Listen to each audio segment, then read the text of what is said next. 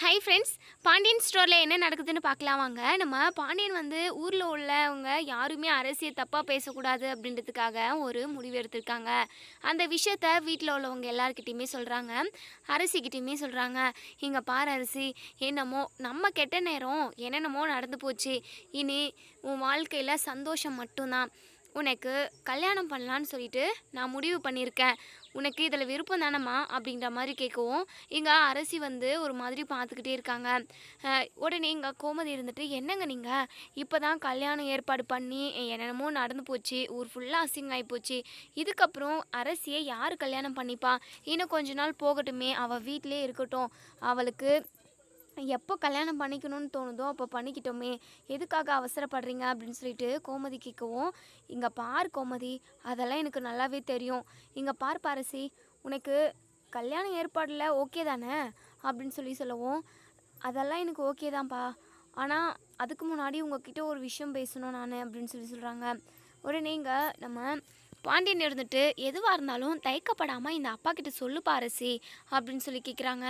அது வந்துப்பா, குமார் இப்போது ஜெயிலுக்குள்ளே இருக்கான். என்னதான் இருந்தாலுமே ஏமாலுமே பாதி தப்பு இருக்குல்ல. உங்ககிட்ட என்னெல்லாம் நடந்ததோ அதை நான் உங்ககிட்ட சொல்லியிருக்கணும். யார்கிட்டையுமே சொல்லாமல் குமார் கூட போயிட்டு தனக்கு தானே தாலி கட்டிக்கிட்டு இப்படின்னு நிறைய விஷயம் ஏமாலையுமே தப்பு இருக்குது. நம்ம 2 குடும்பத்துக்கும் சண்டை வரக்கூடாது, நம்ம 2 குடும்பமும் ஒன்று சேரணும் அப்படின்றதுக்காக தான் நான் குமாரவே லவ் பண்ணவே ஆரம்பித்தேன். ஆனால் அந்த குமார் நம்ம குடும்பத்தவே பழி வாங்கணுன்ற எண்ணத்தில் தான் என்னை லவ் பண்ணியிருக்கான். அந்த விஷயம் தெரிஞ்சதுலேருந்து எனக்கு ரொம்பவே மனசு உடைஞ்சு போயிடுச்சுப்பா. என்னமோ நடந்த எல்லாமே நடந்து போச்சு.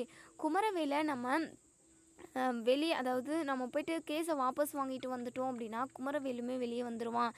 அதே மாதிரி ராஜி விஷயத்தில், அதாவது ராஜி அண்ணி விஷயத்தில் என்னென்னமோ நடந்துருச்சு. எல்லா உண்மையுமே அன்றைக்கி எல்லார்கிட்டையுமே சொல்லிட்டாங்க. இப்போது இந்த விஷயம் குமாரவேலுக்கு தெரிஞ்சிச்சு அப்படின்னா கண்டிப்பாக அவனுக்குமே நம்ம மேலே இருக்கிற பகை போயிடும் தான் எனக்கு தோணுது. ராஜி அண்ணி விஷயத்தினால தான் குமரவேலு நம்ம குடும்பத்து மேலே அவ்வளோ ஒரு பகையாக, அவ்வளோ ஒரு காண்டாக இருந்தது. இப்போது ராஜி அண்ணி விஷயத்தில் என்ன நடந்திருக்குன்றது தெரிஞ்சிச்சு அப்படின்னா கண்டிப்பாக எல்லாமே சரியாயிடும்னு எனக்கு தோணுது. நம்ம 2 குடும்பத்தில் உள்ள பகையுமே போகும்ல. அது மட்டும் இல்லாமல் இப்போது ராஜி அண்ணி என்னெல்லாம் நடந்ததோ அது எல்லாத்தையுமே சொல்கிறப்போ அவங்க அம்மா அவங்க அப்பா எல்லாருமே கண் கலங்கிக்கிட்டு தான் நின்றுக்கிட்டு இருந்தாங்க. ராஜி அண்ணியை யாருமே ஒரு வார்த்தை சொல்லி கூட திட்டல. அப்போது அவங்களுக்கு நம்ம மேலே இருந்த கோவம் எல்லாமே போயிடுச்சு. அதே மாதிரி தான் குமரவேலுக்குமே நம்ம ஜாமீன், அதாவது கேஸை வாபஸ் வாங்கினோம் அப்படின்னா கண்டிப்பாக எல்லாருக்குமே நம்ம மேலே இருக்கிற கோவம் போயிட்டு நம்ம 2 குடும்பமும் ஒன்று சேர்ந்து சந்தோஷமாக இருக்கும்லப்பா அப்படின்னு சொல்லிட்டு இங்கே நம்ம அரசி வந்து சொல்கிறாங்க. இதெல்லாம் கேட்ட நம்ம ராஜு இருந்துட்டு, ஆமாம்மாம்மா, இதை பற்றி நானே உங்ககிட்ட சொல்லணும்னு நினச்சிக்கிட்டு இருந்தேன். என் அண்ணன் எனக்காக எவ்வளவோ பண்ணியிருக்கு. என் அண்ணனும் ரொம்ப நல்லவனாக தான் இருந்தான். கதிர் வந்து என்னை ஏமாற்றி கூட்டிகிட்டு ஓடி போனதாக அவன் நினச்சிக்கிட்டு இருக்கான். அதனால தான் நம்ம குடும்பத்து மேலே இவ்வளோ ஒரு பகையாளியாகவும் கோவத்தோடவுமே இருக்கான். இந்த விஷயமெல்லாம் தெரிஞ்சுது அப்படின்னா கண்டிப்பாக அவனுக்கு நம்ம மேலே இருக்கிற கோவம் எல்லாமே போயிடும். நம்ம கேஸை வாபஸ் வாங்கிடலாமா அப்படின்னு கேட்குறாங்க. என்னப்பா, எனக்கு என்ன சொல்கிறதுனே தெரியல அப்படின்னு பாண்டியன் சொல்கிறேன். இங்கே ராஜி சொல்கிறாங்க, மாமா, நான் அப்பாவை பார்த்துமே பேசினேன். சீக்கிரமாகவே அண்ணன் வெளியே வந்துடும். அண்ணனுக்கு எங்கள் மேலே இருக்கிற கோவம் எல்லாமே போயிடும். நடந்த விஷயம் என்னன்னு தெரிஞ்சிச்சு அப்படின்னான்னு நான் பேசிக்கிட்டு தான் இருந்தேன். அப்பாவுக்குமே என் மேலே இருந்த கோவமெல்லாம் போயிடுச்சு மாமா. அவங்களுமே சமாதானத்துக்கு வந்துட்டாங்கன்னு தான் நான் நினைக்கிறேன். நம்ம கேஸை வாபஸ் வாங்கிடலாமா அப்படின்னு கேட்குறாங்க. இங்கே கோமதியுமே எனக்குமே இது சரின்னு தான் தோணுது. இருந்தாலுமே அரசியை அவன் என்னெல்லாம் கொடுமை பண்ணான் அதெல்லாம் நினச்சா எனக்கு அவனை கொலையே பண்ணணுன்ற அளவுக்கு ஆத்திரம் வருது அப்படின்னு சொல்கிறாங்க. உடனே ராஜ் இருந்துட்டு, இங்கே பாருங்க அத்தை, நடந்த எல்லாத்தையுமே மறந்துடுங்க. இப்போது நம்ம 2 குடும்பமும் ஒன்று சேர்ந்து சந்தோஷமாக இருக்கணுமா வேண்டாமா அப்படின்னு கேட்கவும், அப்படி நடந்தாலும் நல்லா தான் இருக்கும். என்ன ஒன்று, இந்த குமரவேல் அவனோட திருட்டு புத்தியை மாற்றிக்காமல் இருந்தானா நம்ம என்ன பண்ண முடியும்? ஒரு வேளை பழைய மாதிரியே நம்ம குடும்பத்தை பழி வாங்கணும்னு திரும்ப எழுந்தானா என்ன பண்ண முடியும் அப்படின்னு சொல்லவும், ராஜு இருந்துட்டு, அப்படியெல்லாம் நடக்கவே நடக்காது அத்தை அப்படின்னு சொல்கிறாங்க. அதுக்கப்புறம் இங்கே நம்ம பாண்டியனுமே கொஞ்ச நேரம் யோசிச்சுட்டு இருக்காங்க. சரிப்பா ராஜி, என்னமோ நல்லது நடந்தால் நல்லது தான். நம்ம போயிட்டு நாளைக்கே கேஸை வாபஸ் வாங்கிட்டு வந்துடலாம் அப்படின்னு சொல்லி பேசிக்கிட்டு இருக்காங்க. அதே சமயம் அரசி கல்யாண விஷயத்தையுமே பேசுகிறாங்க. நம்ம மீனா கேட்குறாங்க, ஆமாம் மாமா, அரசிக்கு மாப்பிள்ளை யார் அப்படின்னு சொல்லி கேட்கவும், யார் சதீஷ் தான். உமையால் அக்கா கிட்ட தான் எப்படியாவது பேசி சமாதானம் செஞ்சு சதீஷ் கூடவே நம்ம அரசிக்கு கல்யாணம் பண்ணி வச்சிடலாம். சதீஷ் தான் அரசிக்கு சரியான மாப்பிள்ளை அப்படின்னு சொல்லி சொல்கிறாங்க. மீனா இருந்துட்டு சதீஷ் ஓகே தான் அம்மா, ஆனால் அவங்க அம்மா தான் ரொம்ப கோவக்காரங்களாக இருக்காங்க. எதுக்கு எடுத்தாலும் நம்ம குடும்பத்தை ரொம்பவே அசிங்கப்படுத்தி பேசுகிற மாதிரியே பேசிட்டு போகிறாங்க. எனக்கு என்னமோ அவங்க வேண்டான்னு தோணுது மாமா அப்படின்னு சொல்லி சொல்லவும், இல்லைப்பா, என் அக்கா ரொம்ப ரொம்ப நல்லவங்க தான். என்ன ஒன்று, கல்யாணம் நின்றுச்சுல, நம்ம ஏமாத்திட்டு தான் நினச்சிக்கிட்டு அவங்க நம்ம மேலே கோவமாக இருக்காங்க. மற்றபடி உமையால் அக்கா ரொம்ப ரொம்ப நல்லவங்க, அரசியை ரொம்ப நல்லா பார்த்துப்பாங்க. உமையால் அக்காவை விட சதீஷ் மாப்பிள்ளை இன்னுமே ரொம்ப ரொம்ப நல்ல பையன் அப்படின்னு சொல்லி சொல்லவும், மீனா சொல்கிறாங்க, அது எனக்கு முன்னாடியே தெரியும் மாமா. அது மட்டும் இல்லாமல் அரசி ஏற்கனவே குமாரை காதலிச்சிருக்கிற விஷயம் எல்லாத்தையுமே அரசி சதீஷ்கிட்ட சொல்லிட்டாமாம்மா. அதை சொல்லியுமே இங்கே சதீஷ் வந்து ஏற்றுக்கிட்டாரு. என்னெல்லாம் நடந்தது, இப்போ குமார் வந்து அரசியை ஏமாத்தின, அதாவது குடும்பத்தை பழி வாங்கிறதுக்காக தானே அரசியை காதலிச்ச மாதிரி நடிச்சிருக்கான். அந்த விஷயத்த எல்லாத்தையுமே தெளிவாக அரசி சொல்லியிருக்கா போல். சதீஷ் வந்து அதெல்லாம் ஏற்றுக்கிட்டாரு. அதே சமயம் குமார் கூட உன்னை சேர்த்து வைக்கணுமான்னு கூட கேட்டார். ஆனால் அரசி தான் வேண்டான்னு சொல்லிட்டா போல். ஏன்னா குமார் நல்லவன் இல்லைல்ல, அதனால தான் இதை எல்லாத்தையுமே அக்செப்ட் பண்ணிட்டு தான் சதீஷ் வந்து கல்யாணத்துக்கே ஓகே சொன்னார் மாமா அப்படின்னு சொல்லி சொல்கிறாங்க. இது எப்பப்பா நடந்துச்சு அப்படின்னு சொல்லி சொல்லுவோம். அரசி ஒரு மாதிரி குற்ற உணர்ச்சியோடய இருந்தா. வேற ஒருத்தனை காதலிச்சுட்டு இன்னொருத்தனை எப்படி கல்யாணம் பண்ணிக்கிறது அப்படின்னு சொல்லிட்டு ஒரு குற்ற உணர்ச்சியிலே இருந்ததுனால அவள் விஷயத்த சொல்லிகிட்ருக்கா. சொல்லிட்டதுக்கப்புறம் தான் என்கிட்டே சொன்னாமாம்மா அப்படின்னு சொல்லி சொல்கிறாங்க. சரிப்பா, எல்லாமே தெரிஞ்சிருக்கு. நம்ம தான் முன்னாடியே ஒரு வார்த்தை சொல்லியிருந்தோம் அப்படின்னா எந்த பிரச்சனையும் வந்திருக்காது போல். கல்யாணமும் ரொம்ப நல்லபடியாக நடந்து முடிஞ்சிருக்கும். சரிப்பா, இதை எப்படியாவது சரி செய்யணும்னு நினைக்கிறேன். அரசி, உனக்கு இந்த கல்யாண ஏற்பாடில், அதாவது நான் பேச போகிறேன், இந்த கல்யாணம் ஏற்பாடு பண்ணுறதுல உனக்கு முழு சம்மதானம் தானேப்பா அப்படின்னு சொல்லி கேட்கவும், அப்பா எனக்கு சம்மதம் தான்ப்பா அப்படின்னு சொல்லிட்டு அரசியுமே சொல்கிறாங்க.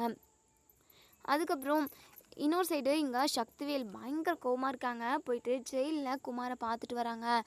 குமார்கிட்ட சொல்கிறாங்க, இங்கே பார் குமார், அண்ணன் அண்ணன் பொண்டாட்டி ஆத்தா அப்படின்னு சொல்லிட்டு எல்லாருமே அந்த கோமதி வீட்டு பக்கம் சாஞ்சிட்டாங்க. அந்த பாண்டியன், அந்த பரதேசி பாண்டியன் பக்கம் சாஞ்சிட்டாங்க. அண்ணன் இனிமே நமக்காக எதுவுமே செய்ய போகிறது கிடையாது. இங்கே பார் குமார், நீ கவலையப்படாத, நான் எப்படியாவது உன்னை வெளியே கொண்டு வந்துடுறேன். அதுக்கப்புறம் அண்ணனோட சொத்து, வீடு, நகை, பணம்னு ஒட்டு மொத்தமாக எல்லாத்தையுமே நமக்கானதாக நம்ம மாற்றிக்கணும், நம்ம பேரில் எழுதி வச்சுக்கணும். அதுக்கப்புறம் அண்ணனை நடு தெருவில் விடணும். நம்மளை எப்படி தவிக்க விடுறாரு அந்த ஓடுகாலி ராஜி தான் முக்கியம்னு சொல்லிட்டு இப்போ எல்லாருமே ராஜி பக்கம் சாஞ்சிட்டாங்க. நீயும் நானும் யாருக்குமே முக்கியம் இல்லாமல் போயிட்டுண்டா குமார். இங்கே பார், சீக்கிரமாகவே எல்லாத்தையுமே நம்ம அண்ணங்கிட்டேருந்து பறிச்சிடணும் அப்படின்னு சொல்லி பேசிக்கிட்டு இருக்காங்க. அப்பா, அதுக்கு முதல்ல நான் வெளியே வரணும்ப்பா. அந்த பாண்டியன் குடும்பத்தை நான் சும்மா விட போகிறது கிடையாது அப்படின்னு சொல்லிட்டு குமரவேல் வந்து இப்போ வரைக்குமே பாண்டியன் குடும்பத்து மேலே வெறுப்பாக தான் இருக்காங்க. ஏன்னா அரசி விஷயம், அதே சமயம் இப்போ போலீஸில் கம்ப்ளைண்ட் பண்ணி ஜெயிலு வரைக்கும் வந்து இன்னுமே குமரவேலுக்கு பாண்டியன் குடும்பத்து மேலே கோவம் அதிகமாக தான் ஆகிக்கிட்டு இருக்கு. இப்போது நம்ம சக்திவேல் இருந்துட்டு, நீ கவலையப்படாத குமார், நான் லாயர்கிட்ட பேசியிருக்கேன், கண்டிப்பாக இன்னும் 2-3 நாளில் உன்னை வெளியே கொண்டு வந்துடலான்னு சொல்லியிருக்காரு. நீ கவலைப்படாத குமார், வெளியே வந்ததுக்கப்புறம் நம்ம ஆட்டத்தை ஆரம்பிச்சிடுவோம் அப்படின்னு சொல்லிட்டு சக்திவேல் பேசிட்டு எங்கள் வீட்டுக்கு வந்ததுமே எங்கள் முத்துவேல்கிட்ட சண்டை போடுற மாதிரி பேசிக்கிட்டு இருக்காங்க. என்னென்ன, என் பையனை வெளியே கொண்டு வரணும்னு உங்களுக்கு எண்ணம் இருக்கா என்ன? உங்கள் மக கூட நீங்கள் சேர்ந்துட்டீங்க. உங்கள் மக கூட சேர்ந்த சந்தோஷத்தில் நீங்கள் இருக்கீங்க. என் மகன் இப்போது ஜெயிலுக்குள்ளே இருக்கான். நான் தானே வருத்தப்பட்டுக்கிட்டு இருக்கேன். என்ன பண்ணுறது, எல்லாம் என் தலையெழுத்து. அண்ணன் குடும்பம்னு சொல்லிட்டு இத்தனை நாளாக உங்கள் பின்னாடியே என்னமோ நாய் சுற்றுற மாதிரி சுற்றிக்கிட்டு இருந்தேன். ஆனால் நான் உங்களுக்கு கண்ணுக்கு தெரியாமல் போயிட்டேன்ல. இந்த ஓடுகாலி ராஜி, அவள் பண்ணதும் தப்பு தானே. இந்த குடும்பத்தவே அசிங்கப்படுத்திட்டு போனான். இப்போது அவன் நல்லவளாயிட்டா, நானும் குமாரும் இப்போது கெட்டவங்களாயிட்டுங்கள. சரிண்ணே, இருக்கட்டும், என் பையனை எப்படி வெளியே கொண்டு வரணும்னு எனக்கு தெரியும். நீங்கள் எதுக்காகவுமே எங்களுக்கு உதவி செய்ய தேவையில்லை அப்படின்னு சொல்லி சொல்லவும், உடனே நம்ம அப்பதான் இருந்துட்டு, "ஏன்டா சக்தி இப்படி முத்துவேல் மனச பேசி பேசி இப்படி காயப்படுத்துற? பாவம் அவனும் குமாரவேல் வெளிய வரணுன்றதுக்காக அவனால முடிஞ்சது எல்லாத்தையுமே செஞ்சுக்கிட்டு தானே இருக்கான். ஏன்டா இப்படி மனச நோகடிக்கிற மாரி பேசிக்கிட்டு இருக்க? நீ பேசிக்கிட்டு இருக்கிறது ரொம்ப தப்பு சக்தி" அப்படின்னு சொல்லவும், "ஆத்தா எனக்கு எல்லாமே நல்லா தெரியும். அண்ணனுக்கு பாசமெல்லாம் அவங்க மக மேல இருக்கு. எங்க மேலலாம் துளி கூட இல்ல. எங்களுக்குன்னு யாருமே கிடையாது. எங்களுக்குன்னு இறங்கி செய்யறதுக்கு யார் இருக்கா? இருக்கட்டும் ஆத்தா, எல்லாத்தையும் நான் பார்த்துக்கிறேன்" அப்படின்னு சொல்லவும், முத்துவேல் எதுவுமே பேசாம சைலண்டா இருக்காங்க. உடனே இங்க சக்திவேல் கூட சேர்ந்து அவங்க ஒய்ஃப் மாரியுமே பேச ஆரம்பிச்சிடுறாங்க. "ஆமா அத்தை, என் பையனை வெளியே கொண்டு வர முடியல. இன்னைக்கு வரைக்கும் எத்தனை நாள்? ஒரு வாரத்துக்கு மேலே ஆகுது. பாவம் அவன் ஜெயிலுக்குள்ள அவ்வளோ கஷ்டப்பட்டுக்கிட்டு இருக்கான். ஆனால் யாருமே கண்டுக்கலல்ல" அப்படின்னு சொல்லி மாரியுமே ஸ்டார்ட் பண்ணுறாங்க. உடனே நம்ம வடிவு இருந்துட்டு, "ஏன் மாறி, ஏன் இப்படியெல்லாம் பேசிக்கிட்டு இருக்க? உன் மாமா அதுக்கான வேலை எல்லாமே, அதுக்கான முயற்சி எல்லாமே பண்ணிக்கிட்டு தான் இருக்காரு. ஏன் நீங்கள் அதை புரிஞ்சுக்க மாட்டேங்கிறீங்க?" அப்படின்னு சொல்லுவோம். "போதுங்க்கா, நீங்கள் பேசாதீங்க. இத்தனை நாளாக உங்கள் கூடவே நான் அக்கா அக்கான்னு சொல்லி உங்கள் கூடவே தெரிஞ்சுக்கிட்டு இருந்தேனே, இன்னைக்கு உங்கள் பொண்ணு உங்களை அவமானப்படுத்திட்டு போன பொண்ணு தான் முக்கியமாக போயிட்டா. என் பையன் யாருக்குமே உதவாதவனா போயிட்டான்ல. இருக்கட்டும்க்கா, பரவாயில்ல, அவர் பார்த்துப்பாரு. அவர் குமாரை வெளியே கொண்டு வந்துடுவார்" அப்படின்னு சொல்கிறாங்க. ஏன் மாறி இப்படியெல்லாம் பேசுகிற அப்படின்னு சொல்லவும், "வேறு எப்படிக்கா பேச முடியும்? வேறு எப்படி பேச முடியும்? இத்தனை நாளாக என் பையனை உதவாக்கார, தடிமாடு, சோத்து முட்டைன்னு சொல்லிட்டு திட்டிக்கிட்டு தான் இருந்தேன். அவன் என்ன தப்பு பண்ணாலுமே அவனுக்கு அறிவுரை மட்டும்தான் சொல்லுவேன். ஆனால் இன்னைக்கு அவன் என்னதான் தப்பே பண்ணியிருந்தாலும் அவன் ஜெயிலுக்குள்ளே இருக்கான். பார்த்துக்கிட்டு நீங்கள் எல்லாருமே சும்மா தானே இருக்கீங்க. இருக்கட்டும்க்கா, இருக்கட்டும்" அப்படின்னு சொல்லிட்டு இங்கே வடிவு பேச பேச எதிர்பேச்சு இங்கே நம்ம மாறி பேசிக்கிட்டே இருக்காங்க. உடனே நம்ம சக்திவேல் கை தட்டிக்கிட்டே, "மாறி, இன்னைக்கு தான் நீ உருப்படியாக பேசிக்கிற. இன்னைக்கு தான் பெத்த பிள்ளைக்காக சப்போர்ட் பண்ணி பேசியிருக்க. என்னைக்காவது பெத்த புள்ளன்னு சொல்லிட்டு ஒரு நாளாவது அவனுக்கு சப்போர்ட் பண்ணி பேசியிருப்பியா? அவன் பக்கம் நின்றுப்பியா? இப்பயாவது தான் பெத்த பிள்ளைன்னு சொல்லிட்டு உனக்கு கண்ணுக்கு தெரியுதே" அப்படின்னு சொல்லிட்டு சக்திவேல் சொல்கிறாங்க. அதுக்கப்புறம் இங்கே நம்ம சக்திவேல் அப்பத்தா கிட்ட சொல்கிறாங்க, "இங்கே பாராத்தா, நான் ஒரு முடிவுக்கு வந்துட்டாத்தா. இனிமே நாங்கள் கூட்டு குடும்பமாக இருக்க போகிறது கிடையாது. எங்களுக்கான சொத்து என்னவோ அதை பிரித்து கொடுத்துருங்க. நான் மாறி குமார் 3 பேரும் தனியாக போயிடுறோம். இதுக்கப்புறமும் இந்த வீட்டில் இருந்து அசிங்கப்படுறதுக்கு நான் ஒன்றும் முட்டாள் கிடையாது. எனக்கான சொத்து என்னவோ அதை பிரித்து கொடுங்க அத்தா" அப்படின்னு சொல்லவும், உடனே அப்பதான் இருந்துட்டு, "டே சக்தி, ஏண்டா நல்லா இருக்கிற குடும்பத்தை ரெண்டா பண்ணலான்னு பார்க்குற? வேண்டாண்டா சக்தி. உன் அண்ணன் உன் மேலேயும் பாசமாக தான்டா இருக்கான். அதுதான் உனக்கு தெரியல. இங்கே பாருடா சக்தி, தேவையில்லாமல் இப்படியெல்லாம் ஒரு முடிவெல்லாம் எடுக்காதீங்கடா" அப்படின்னு சொல்லிட்டு நம்ம அப்பத்தா எவ்வளவோ கதறி கெஞ்சி பார்க்குறாங்க. ஆனால் சக்திவேல் வந்து பிடிவாதமாக இருக்காங்க. உடனே நம்ம முத்துவேல் இருந்துட்டு, "இங்கே பாரு சக்தி, உனக்கு என்ன பிரச்சனை? நான் குமாரை வெளியே கொண்டு வரத்துக்கான எல்லா ஏற்பாடும் பண்ணிக்கிட்டு தான் இருக்கேன். ஆனால் நீ தப்பாக புரிஞ்சுக்கிட்டு இருக்க. ராஜி கூட நான் வாயை திறந்து கூட பேசவே கிடையாது. அவளா பேசினா அவ்வளோதான், நான் பாட்டுக்கு வந்துட்டேன்" அப்படின்னு சொல்கிறாங்க. "உனக்கு என்ன, நான் ராஜி கூட பேசக்கூடாது அவ்வளோதானே? இனிமேல் நான் பேசுறது கிடையாது. தேவையில்லாமல் குடும்பத்துக்குள்ளே சண்டையை உருவாக்காத. நீ எங்கே போவ? தனி கொடுத்தனும் வேண்டவே வேண்டாம். நம்ம எல்லாரும் ஒன்றா இருக்கிறது தான் நமக்கும் நல்லது, எல்லாத்துக்குமே நல்லது" அப்படின்னு சொல்லிட்டு நம்ம முத்துவேல் சொல்லிட்டு வெளியே கிளம்பி போயிடுறாங்க. இங்கே நம்ம ஆத்தா உட்காந்துட்டு அழுதுகிட்டு இருக்காங்க. எதுக்காக தான் இந்த சக்தி இப்படியெல்லாம் பண்ணிக்கிட்டு இருக்கான்னு தெரியல. இது புரியாமல் இந்த மாரியும் அவன் கூட சேர்ந்துக்கிட்டு பேசிக்கிட்டு இருக்கா. "வடிவு, வீட்டிலலாம் நடக்கிறத பார்த்தா எனக்கு ரொம்ப பயமாக இருக்குது வடிவு" அப்படின்னு சொல்லி பேசிக்கிட்டு இருக்காங்க. இன்னொரு சைடு இங்கே நம்ம சரவணன் வந்து மயில்கிட்ட, "மயில், நம்ம செக்கப் போயிட்டு வந்துடுவோம். நம்ம இது வரைக்குமே ஹாஸ்பிட்டல் போயிட்டு செக் பண்ணவே இல்லை. நம்ம ஹாஸ்பிட்டல் போயிட்டு குழந்த எந்த அளவுக்கு வளர்ந்துருக்கு, ஆரோக்கியமாக இருக்கா அப்படின்னு சொல்லிட்டு செக் பண்ணி பார்த்துட்டு வந்துடுவோம்" அப்படின்னு சொல்கிறாங்க. சரிங்க மாமா" அப்படின்னு சொல்லிட்டு நம்ம மயில் ரொம்பவே ஆசையாக ஆர்வமாக குழந்தைய பார்க்க போகிறோம் நம்ம ஸ்கேன் பண்ணுறப்போ அப்படின்னு சொல்லிட்டு அவ்வளோ ஒரு ஆர்வமாக போயிட்டு நம்ம கோமதி கிட்ட, "அத்தை, அவங்க என்னை ஹாஸ்பிட்டல் கூட்டிகிட்டு போகிறேன்னு சொல்லியிருக்காங்க. குழந்தைய நாங்கள் ஸ்கேன் எடுத்து பார்க்க போகிறோம். முதல்ல குழந்தைய ஸ்கேனில் பார்க்க போகிறோம் அத்தை.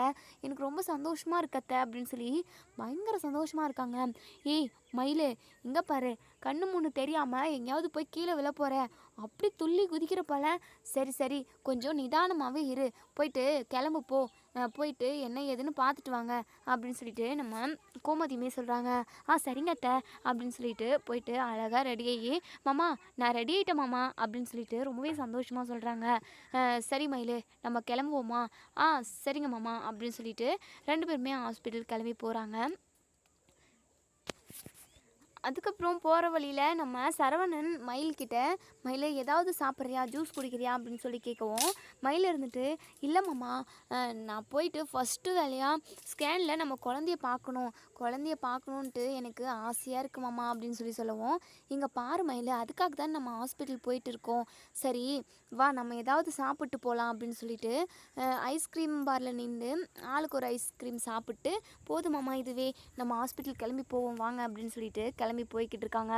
இங்கே நம்ம சரவணனுமே அவ்வளோ ஒரு ஆர்வமாக தான் போகிறாங்க, தன்னோட குழந்தைய முதல்ல ஸ்கேனில் பார்க்குறோமேன்ட்டு. ஆனால் சின்னதாக ஒரு சந்தேகம் வந்துடுது. ஒரு வேளை மயில் பொய் சொல்லியிருந்தா என்ன பண்ண முடியும்? ஆசாசியாக இன்றைக்கி குழந்தைய பார்க்க போகிறோன்னு சொல்லிட்டு போய்கிட்டு இருக்கோம். ஒரு வேளை அது இல்லைன்னு ஆயிடுச்சு அப்படின்னா என்ன பண்ணுறது அப்படின்னு சொல்லிட்டு ஒரு பயம் வந்துடுது சரவணன் கிட்ட. உடனே மயில்கிட்ட கேட்குறாங்க, மயில் நான் உங்ககிட்ட ஒரு விஷயம் கேட்பேன், அதுக்கு கரெக்டாகவும் உண்மையாகவும் பதில் சொல்லணும் அப்படின்னு சொல்லி கேட்குறாங்க. சொல்லுங்கள் மாமா, எதுவாக இருந்தாலும் சொல்லுங்கள், நான் என் பதில் சொல்கிறேன் அப்படின்னு சொல்கிறாங்க. அது வந்து உண்மையாகவே நீ கர்ப்பமாக தான் இருக்கியா? பொய் சொல்லிதே என்னை ஏமாத்தலையே. ஒரு வேளை ஹாஸ்பிட்டலுக்கு போயிட்டு அந்த கர்ப்பமே இல்லைன்னு சொல்லிட்டாங்க அப்படின்னா என்னால் அதை தாங்கிக்கவே முடியாது. நீ எந்த விஷயத்தில் பொய் சொல்லியிருந்தாலுமே அதை நான் தாங்கிப்பேன். ஆனால் இந்த குழந்தை விஷயத்தில் ஏதாவது பொய் நடந்துருச்சு அப்படின்னா கண்டிப்பாக அதை என்னால் ஏற்றுக்கவே முடியாது மயில். உண்மையாகவே நீ கர்ப்பமாக தான் இருக்கியா, இல்லை பொய் சொன்னியா? எதுவாக இருந்தாலும் இப்போவே சொல்லிடு மயில். அதுக்கப்புறம் ஸ்கேன் பண்ண போயிட்டு அங்கே குழந்தையே இல்லைன்ற மாதிரி ஆயிடுச்சு அப்படின்னா கண்டிப்பாக அதை என்னால் ஏற்றுக்கவே முடியாது அப்படின்னு சொல்லிட்டு பயத்தோடுமே கேட்குறாங்க. ஐயோ மாமா, ஏன் மாமா இப்படி அபசகுடமாக பேசுகிறீங்க? அப்படியெல்லாம் எதுவுமே நடக்காது மாமா. கண்டிப்பாக என் வயிற்றில் குழந்தை தான் இருக்குது, எனக்கு நல்லா தெரியும் மாமா. நான் அதான் ப்ரெக்னென்சி கிட்டில் செக் பண்ணுவாங்கள்ல, நான் செக் பண்ணி பார்த்தனே, அதில் 2 கோடு வந்தது அப்படின்னு சொல்கிறாங்க. எனக்கும் தெரியுது மயில், நீ அதை என்கிட்ட காட்டின, அதை நான் பார்த்தேன். இருந்தாலும் எனக்கு என்னமோ டவுட்டாகவே இருக்குது, அதுதான் கொஞ்சம் பயமாக இருக்குது. இங்கே பாருங்க மாமா, நீங்கள் பயப்படாதீங்க, நீங்களும் பயந்து என்னையும் பயன்படுத்தாதீங்க. நானுமே ரொம்ப ஆசையாக தான் வந்துக்கிட்டு இருக்கேன் நம்ம பாப்பாவை பார்க்க போகிறோமேன்னு சொல்லிட்டு. நீங்கள் என்னடானா இப்படி நெகட்டிவாக பேசிக்கிட்டு இருக்கீங்க அப்படின்னு சொல்கிறாங்க. அப்படியே பேசிகிட்டே போகிறாங்க. ஹாஸ்பிட்டல் வந்துடுது. அதுக்கப்புறம் டோக்கன் போடுறாங்க, கொஞ்சம் நேரம் வெயிட் பண்ண சொல்கிறாங்க. கொஞ்ச நேரம் வெயிட் பண்ணதுக்கு அப்புறம் நீங்கள் உள்ளே போகலாம் அப்படின்னு சொல்லிட்டு சிஸ்டர் சொல்கிறாங்க. இப்போது நம்ம சரவணனும் மயிலும் டாக்டரை பார்த்து பேசுகிறாங்க. என் ஒய்ஃபு தான் இவங்க ப்ரெக்னெண்ட்டாக இருக்காங்க. எப்படியும் ஒரு 2 மாதம் முடிஞ்சு 3 மாதம் ஆகும். ஸ்கேன் பண்ணணும் அப்படின்னு சொல்கிறாங்க. பார்த்துடலாம் அப்படின்னு சொல்லிட்டு டாக்டருமே மயிலை கூட்டிகிட்டு போயிட்டு ஸ்கேன் பண்ணுறாங்க. ஸ்கேன் ரிப்போர்ட்டுமே வருது. அதுக்கப்புறம் மயில்கிட்ட வந்து அதாவது சரவணன் கிட்ட சொல்கிறாங்க டாக்டர், நீங்கள் என்ன சொன்னீங்க, ப்ரெக்னெண்ட்டாக இருக்காங்கன்னு சொன்னீங்கள்ல அப்படின்னு கேட்குறாங்க. ஆமாம் டாக்டர், குழந்தை எப்படி இருக்குது, எந்த அளவுக்கு வளர்ந்துருக்கு, அந்த ஸ்கேனில் அந்த ரிப்போர்ட் வந்திருக்கும்ல, அதில் குழந்தை தெரியும்ல, அது எதுன்னு சொல்லிட்டு காட்டுங்களா அப்படின்னு சொல்லிட்டு எங்கள் சரவணன் வந்து பயங்கர ஆர்வத்தோடு கேட்கவும், டாக்டர் இருந்துட்டு இங்கே பாருங்கள், நிறைய இமேஜினேஷன் பண்ணிக்கிட்டு இருக்கீங்க போல், இவங்க ப்ரெக்னெண்ட்டாகவே இல்லை அப்படின்னு சொல்கிறாங்க.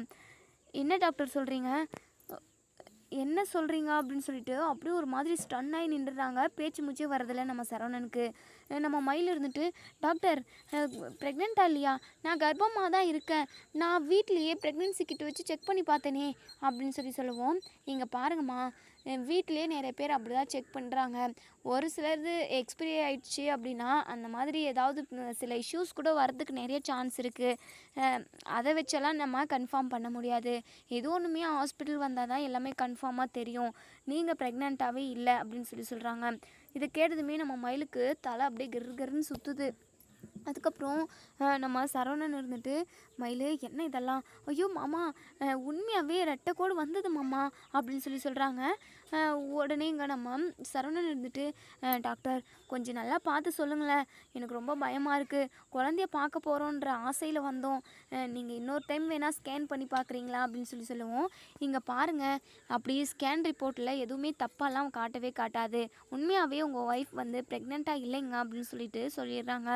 அதுக்கப்புறம் ரொம்பவே ஏமாற்றத்தோட மயிலும் நம்ம சரவணனும் ஹாஸ்பிட்டலை விட்டு வெளியே வராங்க. மயில் மேலே பயங்கரமாக கோவப்படுறாங்க. "இங்கே பார் மயில், நான் அதனால தான் வர வழியிலே கேட்டேன். இங்கே பார், என்கிட்ட பொய் சொல்லிட்டு என் கூட வந்து ஒன்று சேர்ந்து வாழணுன்றதுக்காக தானே நீ அந்த கிட்டில் இன்னொரு கோடு சிவப்பு கலர் பெண்ணில் நீயே போட்டிருக்க. எனக்கு இப்போ நல்லாவே புரிஞ்சு போச்சு" அப்படின்னு சொல்கிறாங்க. "ஐயோ இல்லை மாமா, சத்தியமாக இல்லை மாமா, நான் அப்படியெல்லாம் பண்ணவே இல்லை" அப்படின்னு சொல்லிட்டு பயங்கரமாக அழுகுறாங்க. ஆனால் நம்ம சரவணன் நம்பவே நம்புறதில்ல. அதான் நான் உங்ககிட்ட முன்னாடியே கேட்டேன். உனக்கு அதாவது வாமிட்டு, தலை சுத்தல்னு இந்த மாதிரி ப்ரெக்னெண்ட்டாக இருக்கிறவங்களுக்கு வர சிம்டம்ஸ் எதுவுமே உனக்கு வரவே இல்லை. அதே சமயம் வயிறுமே லைட்டாக வளர ஆரம்பிக்கும். உனக்கு வயிறுமே வளரல. இதை எல்லாத்தையுமே பார்த்தப்போ எனக்கு அப்போவே டவுட்டாக தான் இருந்தது. இருந்தாலும் குழந்தை விஷயத்தில் போயிட்டு யாராவது பொய் சொல்லுவாங்களா அப்படின்னு சொல்லிட்டு நான் நினச்சி உன்னை நம்பிட்டேன். இப்படி ஏமாத்திட்டே மயிலு, இதுக்கப்புறம் நீ வீட்டுக்கே வரக்கூடாது அப்படின்னு சொல்லிட்டு ஹாஸ்பிட்டல்லே விட்டுட்டு வண்டியை ஸ்டார்ட் பண்ணுறாங்க. "மாமா, சத்தியமாக நான் உங்ககிட்ட பொய் சொல்லலை மாமா. உண்மையாகவே ரெட்டைக்கோடு காட்டுச்சு. இப்போ எப்படி இல்லாமல் போச்சுன்னு எனக்கு தெரியல மாமா. மாமா ப்ளீஸ் மாமா, என்னை நம்புங்க" அப்படின்னு சொல்லிட்டு இங்கே நம்ம மயில் வந்து அழுகுறாங்க. ஆனால் இங்கே நம்ம சரவணன் வண்டியை ஃபாஸ்ட்டாக வீட்டுக்கு விட்டுடுறாங்க. வீட்டுக்கு வந்து பயங்கர கோவமாக, பயங்கர டென்ஷனாக சோஃபா மேலே உட்காடுறாங்க. உடனே நம்ம கோமதி வந்து, "என்னடா சரவணா, ஹாஸ்பிட்டலுக்கு நீயும் மயிலும் 2 பேரும் தானே ஒன்று சேர்ந்து போனீங்க. இப்போ என்னடானா நீ மட்டும் தனியாக வந்திருக்க, மயில் எங்க?" அப்படின்னு கேட்கவும், நம்ம சரவணன் சைலண்ட்டாகவே இருக்காங்க. "டேய் சரவணா, உன் முகமே சரியில்லை, என்னடா மயில் எங்கடா?" அப்படின்னு கேட்கவும், உடனே நம்ம மயிலுமே ஆட்டோ பிடிச்சி பின்னாடியே அழுதுகிட்டே வீட்டுக்குள்ளே வந்துடுறாங்க. மயில் வந்ததுமே கோமதி கேட்குறாங்க, "ஏன் மயில், என்னாச்சு? சரவணன் கிட்ட நீ எங்கன்னு சொல்லி கேட்டுக்கிட்டே இருந்தேன். அவன் வாயை கூட திறக்க மாட்டேங்கிறான். ஆமாம், ஹாஸ்பிட்டலுக்கு போனீங்களே, டாக்டர் என்ன சொன்னாங்க? ஸ்கேனில் என்ன அதாவது குழந்தை எந்த அளவுக்கு வளர்ந்தது, ஆரோக்கியமாக இருக்குன்றத சொல்லியிருப்பாங்களே, எதுவும் சொல்லலையா மயில்?" அப்படின்னு கேட்கவும், நம்ம மயில் பயங்கரமாக அழுகுறாங்க. "ஏன் மயிலு, எதுக்கு அழுகுற? குழந்தைக்கு ஏதாவது ப்ராப்ளம் இருக்குன்னு சொல்லியிருக்காங்களா?" அப்படின்னு கோமதி கேட்கவும், "அது எப்படிம்மா, குழந்தை இருந்தால் தான் அங்கே ஏதாச்சும் ப்ராப்ளம் வர்றதுக்கு, அங்கே குழந்தையே இல்லையே" அப்படின்னு சொல்கிறாங்க நம்ம சரவணன்.